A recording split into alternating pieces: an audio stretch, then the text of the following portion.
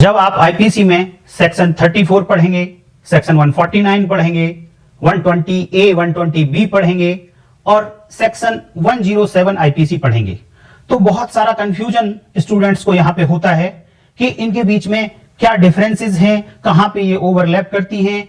तो उन कंफ्यूजन्स को दूर करने के लिए मैं संजीव सिकरवार आज आपको उनमें से एक सेक्शन 107 पहले बताऊंगा और धीरे धीरे जब ये सारी सेक्शंस मैं आपको बता दूंगा तो मैं फिर आपको क्लियर करूंगा और किस तरीके से अलग अलग हैं वो मैं सभी आपको यहां पे समझाऊंगा। आज मैं केवल और केवल अबेटमेंट की सेक्शन 107 की बात करूंगा जहां पे अबेटमेंट की डेफिनेशन दी गई है। फ्रेंड्स, अबेटमेंट की डेफिनेशन को आपने बहुत अच्छे से अगर समझ लिया तो आपका कंफ्यूजन, बहुत सारा कंफ्यूजन आज ही दूर हो जाएगा। और इतनी बातें तो आप जानते ही हैं, जब दूसरी सेक्शंस के साथ आप मैच करेंगे इस सिचुएशन को तो आप पाएंगे कि आप डिफरेंशिएट कर पा रहे हैं। 120A एंड 120B मैंने पीछे वीडियो में पढ़ाया, आप वीडियो देख लें एक बारी। फ्रेंड्स, क्रिमिनल कॉन्स्पिरेसी 120A में डिफाइन की गई है और 107 में भी कॉन्स्पिरेसी वर्ड का यूज हुआ है। तो दोनों में क्या अंतर है, किस तरीके से डिफरेंशिएट करेंगे, उसको जानने के लिए इस सेक्शन को बहुत अच्छे से पढ़ना बहुत जरूरी है। तो मैं शुरुआत करता हूं। फ्रेंड्स, हेडिंग है 107 आईपीसी का अबेटमेंट ऑफ अ थिंग। ध्यान देना, abetment of an offence heading नहीं है, हेडिंग है अबेटमेंट ऑफ अ थिंग। एक बात, किसी बात को दुष्प्रेरण करने के लिए कैसे परिभाषा दी जाएगी वो यहां पर बताया गया है। अ थिंग की बात हुई है, ऑफेंस की बात नहीं हुई है। तो इस थिंग में बहुत कुछ हो सकता है, ऑफेंस भी हो सकता है, कोई और एक्ट हो सकता है, उस एक्ट का कंसीक्वेंस हो सकता है, उसका इफेक्ट हो सकता है। तो इसके अंदर बहुत सारी बातें हैं। क्यों यहां पे थिंग वर्ड का यूज किया, ऑफेंस का क्यों यूज नहीं किया गया, ये धीरे धीरे हम जैसे जैसे सेक्शन आगे बढ़ती चली जाएंगी तो हम उनको भी समझेंगे। फ्रेंड्स, आप ध्यान देना कि जब भी आप लॉ पढ़ें, जब भी किसी एग्जाम में आप अपीयर होंगे, अगर आपने इन वर्ड्स पर ध्यान नहीं दिया तो आप यह सोच लेना कि आप कभी भी क्वेश्चन में फंस सकते हैं, कभी भी कंफ्यूज हो सकते हैं। ये वर्ड्स ही हैं, थिंग्स, ऑफेंस, जो भी वर्ड यहां पे यूज हो रहे हैं ये वर्ड्स ही हैं जो आपको उस कंफ्यूजन से बाहर लेके आएंगे। इसलिए मेरी एडवाइस होगी हर लॉ स्टूडेंट को, हर लॉ प्रैक्टिशनर को कि जब भी आप कोई सेक्शन पढ़ें, कोई भी प्रोविजन पढ़ें, आप किसी भी लॉ का पढ़ें तो वहां पे क्या वर्ड यूज हुआ है उस वर्ड पे आप कंसंट्रेट करें और वो वर्ड ही आपको डिफरेंशिएट करेगा दूसरी सेक्शंस के साथ में। डेफिनेशन क्या कहती है? अ पर्सन अबेट्स, किसी भी कोई पर्सन अबेट्स करता है, दुष्प्रेरण करता है, किस बात का? The doing of a thing, किसी भी बात के होने का दुष्प्रेरण करता है। ये कब कहा जाएगा? वो जब कहा जाएगा जब हु मीन्स वो पर्सन, ये वाला पर्सन जिसको हम चेक कर रहे हैं कि इसने दुष्प्रेरण किया या नहीं किया, वो पर्सन क्या करता है? तीन में से कोई भी एक काम करेगा तो कहा जाएगा कि उसने अबेटमेंट कर दिया है। तो वो तीन काम क्या क्या होंगे? फर्स्ट, वो क्या करता है? First, instigate any person to do that thing. यहां पे क्या करता है? इंस्टिगेट करता है, किसी पर्सन को इंस्टिगेट करता है। किस काम के लिए करता है? टू डू दैट थिंग, वो उस बात को करने के लिए इंस्टिगेट करता है जिसके लिए उसने अबेटमेंट किया। जिस बात को करने के लिए अबेटमेंट कर रहा था वो कैसे माना जाएगा कि उसने उस बात के लिए अबेटमेंट किया है? तो उसी बात को करने के लिए इंस्टिगेट किया हो, किसी और बात को करने के लिए नहीं, उसी बात को करने के लिए इंस्टिगेट किया हो। देखो एक्चुअल में होता क्या है फ्रेंड्स कि पहले अबेटर अबेट कर देता है, फिर उसके बाद लायबिलिटी चेक की जाती है उस अबेटर की कि क्या वो अबेटर है या नहीं है, क्या वो अबेटमेंट की डेफिनेशन में फॉल करता है या नहीं करता है। इसीलिए अबेटमेंट हो जाने के बाद ही चेक करना होगा कि क्या उसने अबेटमेंट, क्या उसने इंस्टिगेट किया था उस बात को करने के लिए जिसको हम चेक कर रहे हैं कि वो अबेटमेंट की कैटेगरी में आता है या नहीं आता है। तो अगर उसने इंस्टिगेट किया था तो कहा जाएगा कि अबेटमेंट किया है। अब इंस्टिगेट क्या होता है? इंस्टिगेट के लिए आप यह समझ लीजिए कि प्रोवोक करता है, उकसाता है किसी पर्सन को। आपने देखा होगा कि उकसाना एक ऐसी चीज है, प्रोवोकेशन एक ऐसी चीज है कि एक अच्छा खासा आदमी, एक पढ़ा लिखा student, BTech student human bomb बनने के लिए तैयार हो जाता है। इंस्टिगेशन में इतनी पावर होती है, और वो पर्सन जो इंस्टिगेट कर रहा होता है वो अपने आप को छिपाना चाहता है एक्चुअल क्राइम कमिट करने से। और लॉ की यही इंटेंशन है कि लॉ ये जानता है, क्योंकि कुछ चतुर लोग, कुछ चालाक लोग बैकग्राउंड में रह के किसी दूसरे पर्सन को इंस्टिगेट करके वो काम कराना चाहते हैं जो वो खुद डायरेक्टली करने से बचना चाहते हैं, बट रिजल्ट वही चाहते हैं। तो इंस्टिगेशन में वो पावर है। तो ऐसा पर्सन जिसने प्रोवोक किया किसी पर्सन को कोई दूसरा एक्ट करने के लिए, कोई ऑफेंस करने के लिए, तो कहा जाएगा कि उसने इंस्टिगेट किया है। इस इंस्टिगेट को समझने के लिए इसी सेक्शन में एक एक्सप्लेनेशन भी दिया गया है, एक्सप्लेनेशन नंबर 1। उसको बाद में पढ़ेंगे, पहले हम तीनों बातें वो पढ़ लेते हैं जिनमें से कोई भी एक बात होने पर अबेटमेंट कंप्लीट हो जाएगा। तो पहली बात हुई instigate any person to do that thing. अब मैं दूसरा तरीका समझाने से पहले मैं आपको तीसरा तरीका समझाऊंगा, क्योंकि दूसरा बड़ा टिपिकल है, थोड़ा सा टेक्निकल है, तो इसको मैं लास्ट में लूंगा। पहले मैं थर्डली आपको बताता हूं कि तीसरा तरीका कौन सा है जिस तरीके से अबेटमेंट किया जा सकता है।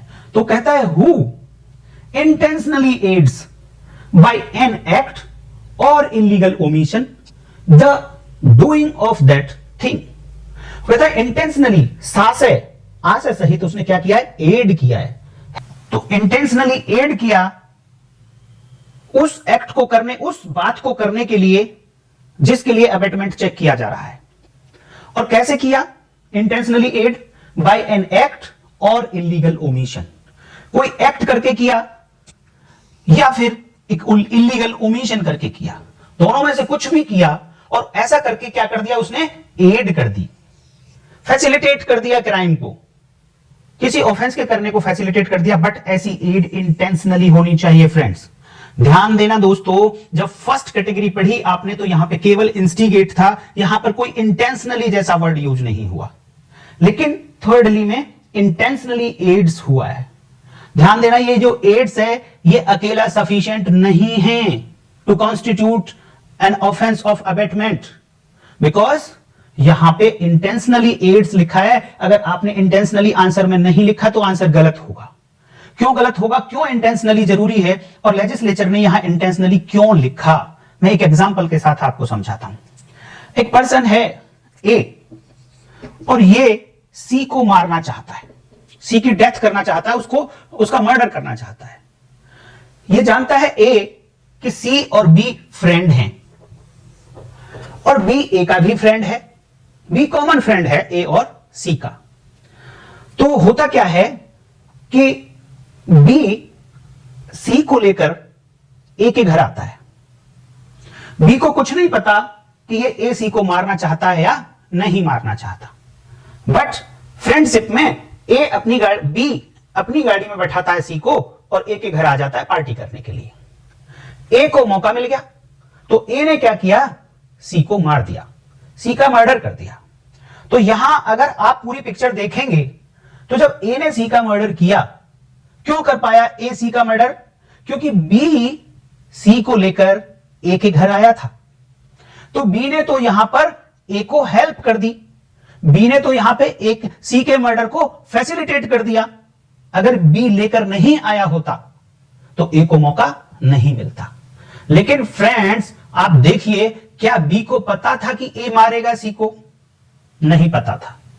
इट मींस यहां पर एड तो है, यहां पर बी ने सी को ए के घर पे लाकर एड तो कर दी, but that add was not intentional. Hence यहां पर ये बी अबेटमेंट के लिए लायबल नहीं होगा।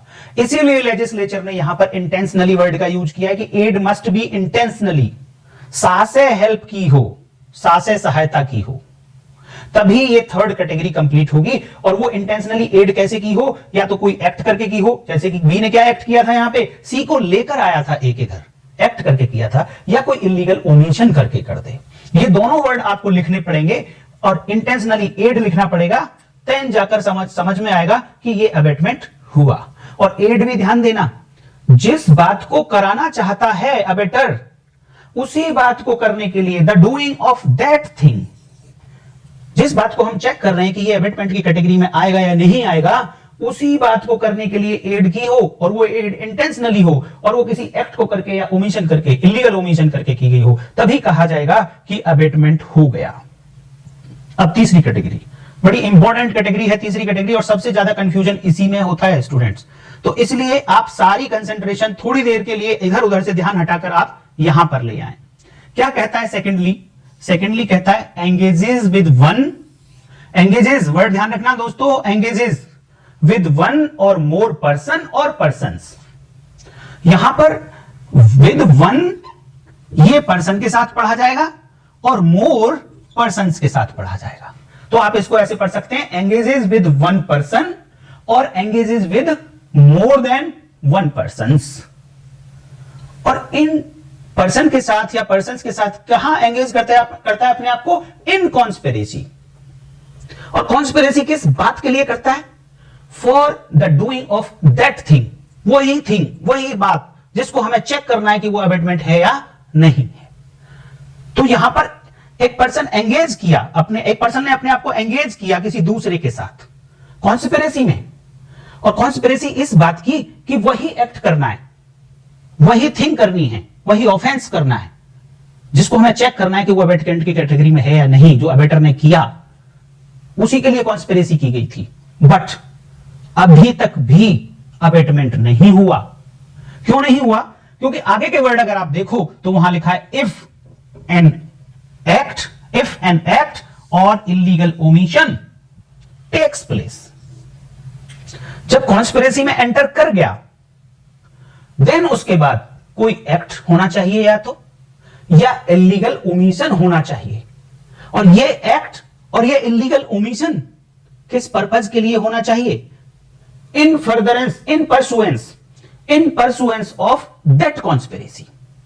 जिस कॉन्स्पिरेसी में एंटर किया था उसी कॉन्स्पिरेसी को पूरा करने के लिए कॉन्स्पिरेटर ने क्या किया हो?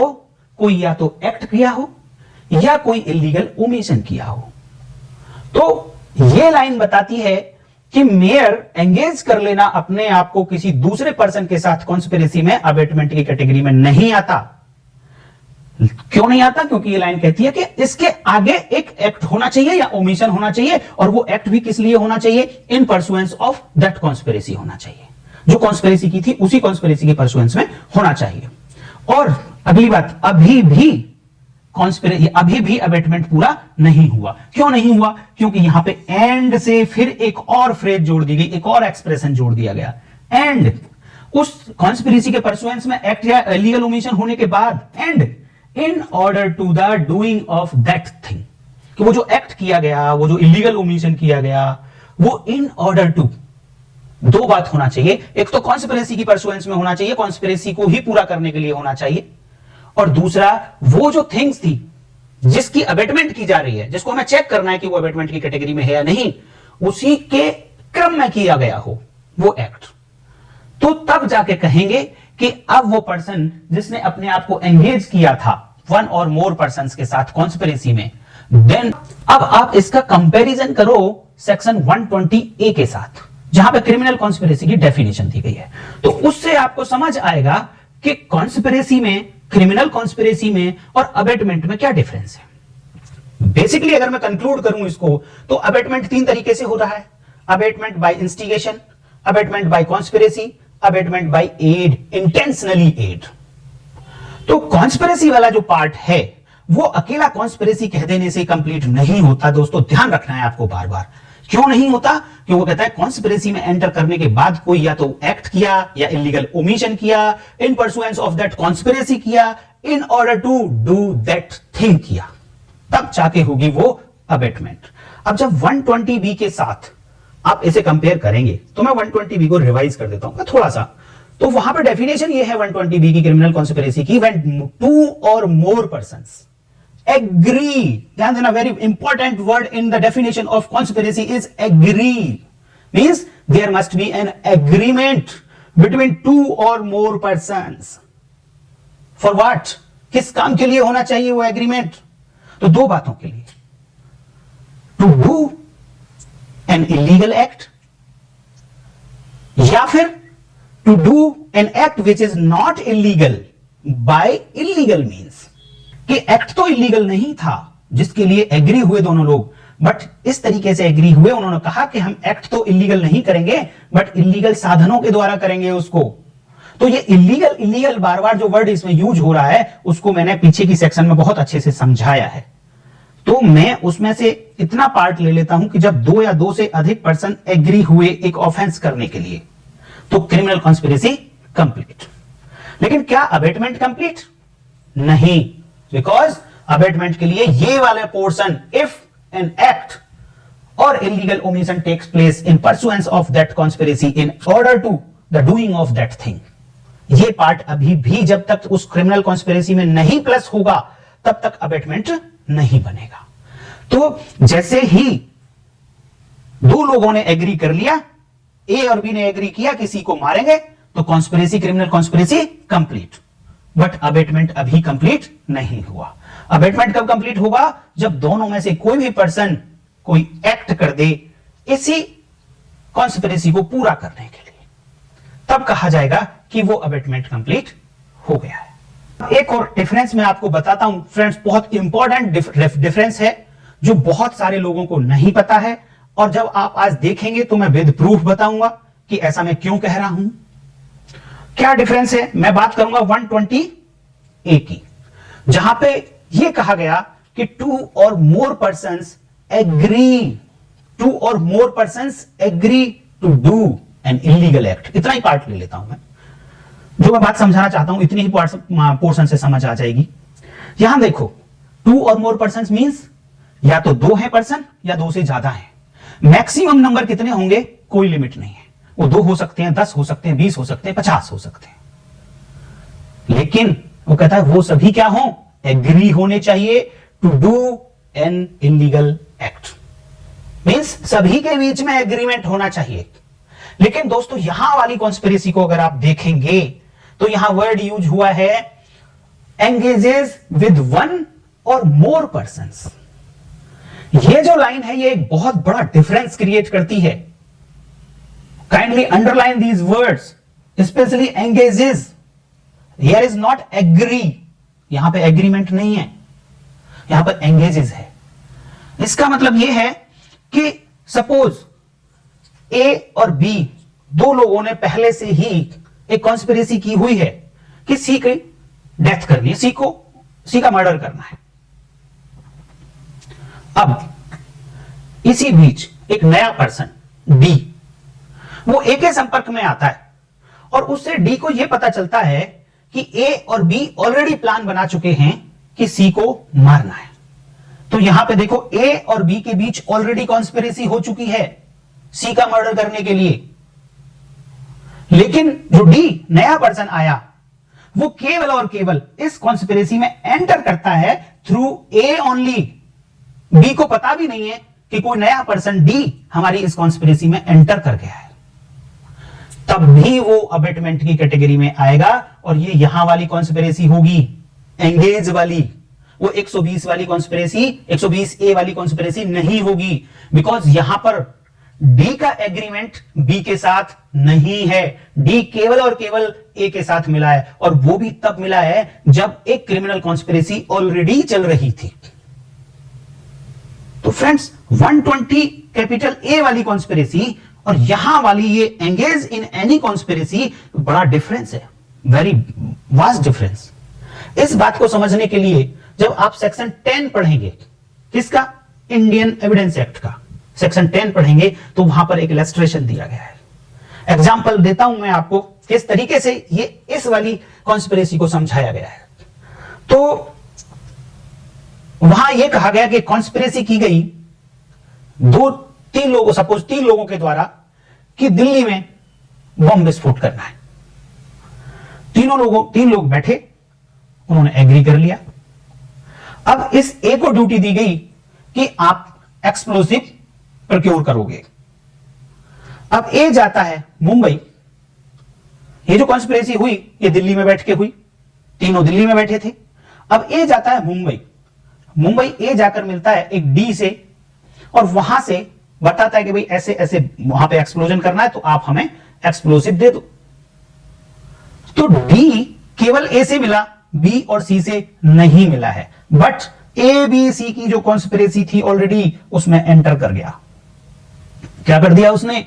Abetment through conspiracy. और उसी कॉन्स्पिरेसी को परसुएंस में, उसी कॉन्स्पिरेसी के परसुएंस में उसने एक्सप्लोसिव भी दे दिया, तो अबेटमेंट कंप्लीट हो गया। अब सी क्या करता है? वो कलकत्ता जाता है, वो कहता है कि भाई हमें कुछ लोग हायर करने जिनको पैसे की जरूरत पड़ेगी, तो वो ई से मिलता है और कहता है कि भाई हमने ऐसी कॉन्स्पिरेसी बनाई है और उसके लिए कुछ लोगों को हायर करना है एक्सप्लोसिव प्लांट करने के लिए, तो उनको पैसे की जरूरत पड़ेगी, आप हमें पैसा दे दो। तो यहां पर ई केवल सी से मिल रहा है, वो बी से, ए से और डी से मुंबई में नहीं मिला, बट जो कॉन्स्पिरेसी ऑलरेडी चल रही थी ए बी सी डी के बीच में, उसमें एंटर कर गया ए, ई। तो ये है एंगेजमेंट जो 120 कैपिटल ए वाली कॉन्स्पिरेसी से डिफरेंट है। तो ये वाली कॉन्स्पिरेसी, ये अबेटमेंट बहुत इंपॉर्टेंट पार्ट है जो कंफ्यूज करता है, और ये वाला जो सेकंड पोर्शन आपको बहुत ज्यादा मिस करते होंगे आप। मैं इसको और एक अच्छे से आपको समझाता हूं। देखो कि जब 120 ए ऐड की गई तो वो 1913 था। जब 1960 की आईपीसी थी तो उसमें 120 ए नहीं था। 1913 में 120 ए को ऐड किया गया। बट ध्यान देना फ्रेंड्स कि जब इंडियन एविडेंस एक्ट बना तो वो 1872 में बना था, और 1872 में ही वो एग्जाम्पल रख दिया गया था। अभी जो मैंने एग्जाम्पल बताया कोलकाता वाला, मुंबई वाला, दिल्ली वाला, एक्सप्लोजन वाला, ये 1872 में ही रख दिया गया था, जब तक 120 ए आईपीसी नहीं थी। तो वो इसीलिए रखा गया था कि ये एंगेजमेंट को ध्यान में रखते हुए वो ये एंगेजमेंट क्लियर करता है, और एविडेंस एक्ट की सेक्शन 10 में जो इलस्ट्रेशन दिया गया है वो क्लियर करता है कि एक कॉन्स्पिरेसी जब पहले से चल रही थी तो उसमें आके जितने भी लोग एंटर करते चले जाएंगे वो सब के सब अबेटमेंट के लिए लायबल होंगे। 120 ए के लिए लायबल नहीं होंगे। 120 ए के लिए सभी का एग्रीमेंट होना आपस में आवश्यक है। जितने भी लोग एग्री करेंगे एक जगह बैठ के, उन्हीं पर 120 ए कंप्लीट होती है, और 120 बी आईपीसी में पनिशेबल वो होगा। तो फ्रेंड्स उम्मीद करता हूं कि आपको 120 ए 107 अबेटमेंट की कंप्लीट डेफिनेशन आपको बहुत अच्छे से समझ आ गई होगी। अगर वीडियो अच्छी लगी है फ्रेंड्स, आपको कुछ इंफॉर्मेशन मिली है और यहां तक आपने वीडियो देखी है तो आपको अच्छी ही लगी है, इसलिए दोस्त सब्सक्रिप्शन तो बनता है, लाइक बनता है, शेयर जरूर करिएगा फ्रेंड्स के साथ में। जब शेयर आप करते हैं तो अच्छे लाइक आ जाते हैं, व्यूज आ जाते हैं, सब्सक्राइबर बढ़ जाते हैं, तो मेरा मोटिवेशन बढ़ जाता है, तो नेक्स्ट वीडियो में तुरंत ले आता हूं। मोटिवेशन एक काम करता है फ्रेंड्स, और ये काम केवल आपका एक शेयर, एक सब्सक्रिप्शन, एक लाइक कर सकता है। तो इसमें कंजूसी ना करें, वीडियो को लाइक करते रहें, शेयर करते रहें, चैनल को सब्सक्राइब कर लें। इसी सेक्शन के अंदर 2 एक्सप्लेनेशन लिखे गए, और वो एक्सप्लेनेशन नंबर 1 एक्सप्लेन करता है इंस्टिगेट को, और एक्सप्लेनेशन नंबर 2 एक्सप्लेन करता है एड को। एक्सप्लेनेशन 1 कहता है a person who by misrepresentation और बाय विलफुल कंसीलमेंट, यहां पर भी विलफुल है, ये मिसरिप्रेजेंटेशन भी विलफुल था, विलफुल मिसरिप्रेजेंटेशन और wilful concealment of a material fact. Material fact word जरूर लिखना, ओनली फैक्ट मत लिखना, मटेरियल फैक्ट पूरा लिखना। Which he is bound to disclose, कोई पर्सन है जो किसी फैक्ट को डिस्क्लोज करने के लिए बाउंड है, लेकिन जानबूझकर उस फैक्ट को ना बता के कुछ और फैक्ट बता देता है, मिसरिप्रेजेंट करता है, या फिर बताता ही नहीं है उस मटेरियल फैक्ट को। और इस तरीके से क्या करता है, वॉलेंटरली, ये वर्ड भी यूज करना आप, वॉलेंटरली कॉजेस और प्रक्योर्स, या तो करवाता है या प्रक्योर कर लेता है, या फिर इन्हीं दोनों की अटेम्प्ट करता है, अटेम्प्ट टू कॉज और अटेम्प्ट टू प्रक्योर। क्या? A thing to be done, एक कोई बात वो करवा देता है। किस तरीके से करवाता है? वॉलेंटरली करवाता है। किस तरीके से? बाय विलफुल मिसरिप्रेजेंटेशन या फिर by wilful concealment of material fact. और तब यह कहा जाएगा कि उस पर्सन ने, जिसने ऐसी मिसरिप्रेजेंटेशन की, जिसने ऐसा कंसीलमेंट किया, तो कहा जाएगा कि उसने क्या किया है, अबेटमेंट किया है बाय इंस्टिगेशन। तो इस बात को भी उस लेजिस्लेचर ने इंस्टिगेशन माना, और जो पहला पार्ट है अबेटमेंट का, वहां पर यह फॉल करेगा। एक इलस्ट्रेशन दिया है इसी एक्सप्लेनेशन को समझाने के लिए। वहां बताया गया है इज अ पब्लिक ऑफिसर, और वो पब्लिक ऑफिसर कैसा है कि उसके पास एक वारंट है कोर्ट ऑफ जस्टिस से कि वो जेड को एप्रीहेंड करे, जेड को वो अरेस्ट करे। एक ऐसा वारंट लेकर आया है ए। तो जेड की तलाश में आते आते वो पर्सन मिलता है बी से।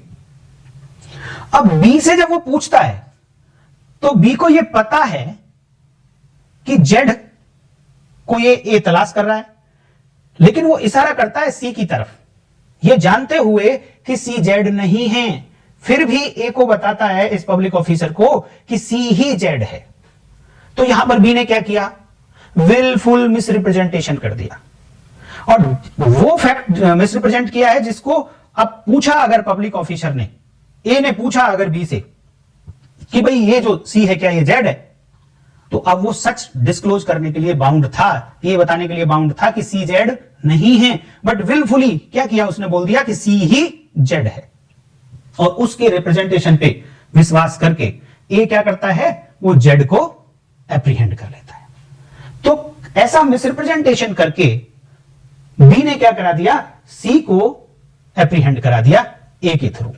तो यहां यह कहा जाएगा कि बी ने ए को अबेट किया by wilful misrepresentation to get C apprehended.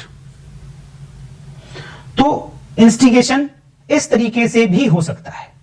जो मेन इंस्टिगेशन है, प्रोवोकेट करके, इंस्टिगेट सीधे सीधे करके, उसके इन एडिशन है ये बात। ये नहीं है कि केवल इसी तरीके से इंस्टिगेशन होगा, ऐसा नहीं होगा, ये इन एडिशन है। जिस तरीके से नेचुरल इंस्टिगेशन होता है वो तो होगा ही। तो एक्सप्लेनेशन में हमेशा ये बताया जाता है कि कहीं कंफ्यूजन ना आ जाए कि मिस रिप्रेजेंटेशन और कंसीलमेंट करके भी इंस्टिगेशन हो सकता है, और उस तरीके से फिर अबेटमेंट भी हो सकता है। अब एक्सप्लेनेशन नंबर 2, ये एक्सप्लेनेशन नंबर 2 दो बातों को समझाता है। नंबर 1 तो एड को समझाता है, एड के बारे में बात करता है, और वो कहता है कि जो फैसिलिटेशन होगा, जो फैसिलिटेट करता है जब अबेटर, तो उस फैसिलिटेशन को एड कहा जाएगा। दूसरी बात ये समझाता है कि ऐसा फैसिलिटेशन किस स्टेज पर हो सकता है। तो कहा whoever either prior to or at the time of the commission of the act, जो एक्ट किया जाना है उस एक्ट को करते समय या उस एक्ट के होने से पहले क्या करता है अबेटर, डज एनीथिंग, कुछ भी करता है, डज एनीथिंग। लेकिन पर्पज क्या होना चाहिए, in order to facilitate. Purpose क्या था कुछ भी करने के पीछे, in order to facilitate the commission of that act. जो एक्ट यहां होना था, कोई पर्सन कोई एक एक्ट करना चाहता है जो ऑफेंस बन जाएगा बाद में, उस एक्ट को करने से जस्ट पहले या उस एक्ट को करते हुए कोई दूसरा पर्सन आता और वो फैसिलिटेट करता है ऐसे एक्ट के कमीशन को। तो ये फैसिलिटेट वर्ड को यहां पे समझाना चाहते हैं कि उस एक्ट के कमीशन को फैसिलिटेट कर दिया, और इस प्रकार वो कमीशन कंप्लीट हो जाता है इस फैसिलिटेशन से। यानी पहले एक पर्सन आके फैसिलिटेट करेगा और उसी फैसिलिटेशन से वो कमीशन हुआ था। तो कहा जाएगा is said to aid the doing of that act. तो कहा जाएगा कि उस पर्सन ने इस एक्ट को करने में एड कर दी है, और एड कर दी है, और वो एड अगर इंटेंशनली होगी तो फिर अबेटमेंट की कैटेगरी में आ जाएगा। तो जब भी आप एड लिखें तो इंटेंशनली जरूर लिखें। और थोड़ा सा बेसिक मैं समझाने की कोशिश करूं कि इंस्टिगेशन में और एड में क्या डिफरेंस है। देखो, इंस्टिगेशन के लिए जब मान लो सपोज ए ने बी को इंस्टिगेट किया है, तो देखो डिफरेंस ये होगा कि बी ऑफेंस नहीं करना चाहता था, बी के मन में कोई मेंसरिया नहीं था कोई ऑफेंस करने का, बट जब ए ने इंस्टिगेट किया देन उसका मेंसरिया क्रिएट हुआ। लेकिन एड वाले पोर्शन को देखिए आप, इंटेंशनली एड वाले को देखना कि यहां पर बी पहले से ही एक ऑफेंस करना चाहता है, पहले से ही मेंसरिया लिए घूम रहा है। तब ए क्या, अब ए आता है पिक्चर में, तो वो या तो बी के जस्ट एक्ट करते हुए, जब जिस मेंसरिया से बी ने अपना गिल्टी माइंड पैदा किया उसी एक्ट को करने लगा, तो उसी एक्ट को करते समय ए आया और फैसिलिटेट कर दिया, या उससे पहले मेंसरिया तो था बी का लेकिन एक्ट का कमीशन शुरू नहीं किया था, एक्ट के कमीशन शुरू करने से पहले फैसिलिटेट कर दिया, तो एड की कैटेगरी में वो आएगा। इंस्टिगेशन में और एड में थोड़ा सा प्रैक्टिकली आप ये डिफरेंस पाएंगे। कॉन्स्पिरेसी तो बिल्कुल टोटली डिफरेंट है। फ्रेंड्स, मैं यहां पर अबेटमेंट की एक एक सेक्शन को सीक्वेंस से पढ़ाऊंगा, इसलिए आप चैनल को सब्सक्राइब जरूर कर लें कि यह वीडियो समझने के बाद ही अगली वीडियो समझ आएगी, और अगली वीडियो आपको तुरंत मिल जाए उसके लिए आपका सब्सक्राइब करना जरूरी है। ये अबेटमेंट से रिलेटेड और आगे जितनी भी सेक्शंस में पढ़ाऊंगा उनसे रिलेटेड जो केस लॉज होंगे उनको मैं अपने टेलीग्राम के चैनल पर पीडीएफ की फॉर्म में आपको प्रोवाइड करा दूंगा, और टेलीग्राम चैनल का जो लिंक है वो वीडियो के डिस्क्रिप्शन में अवेलेबल है। आप वहां से जाएं, लिंक को क्लिक करें और उस चैनल पर भी आप, टेलीग्राम चैनल पर भी आप ज्वाइन हो जाएंगे, और वहां पर पहले से ही मेरी बहुत सारी पीडीएफ्स पड़ी हुई हैं, पहले से वीडियो पड़ी हुई हैं, और इनसे रिलेटेड केस लॉज की मैं पीडीएफ डाल दूंगा, वो भी आपको अवेलेबल होती रहेंगी।